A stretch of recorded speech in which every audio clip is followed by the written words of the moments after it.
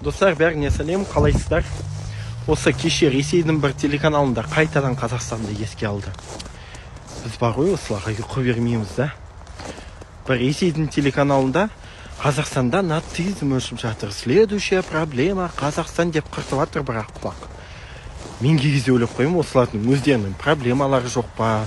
Білмеймін. Ана нацизмді кім басқан? Өздерін басадыңдар осы нацизмді.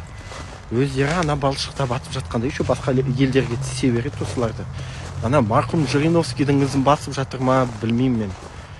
Біреулер келер, біреулер кетер деген сияқты ма, мен білмеймін. Біздікілерден жоқ, нормальный ответ қайтарудың орнына не отражает официальную позицию, бірден не в тему қытып жібереді вообще түсінікті емес адамға. Білмеймін, кезде таң қалам осыларға. Немене шегет осылар? Что вы курите там вообще деп? Негізі еще байқадыңдар ма? Именно күз бен ана көктем айлары аралығында именно солар шыға келеді. То нацизм, то притеснение бірдене.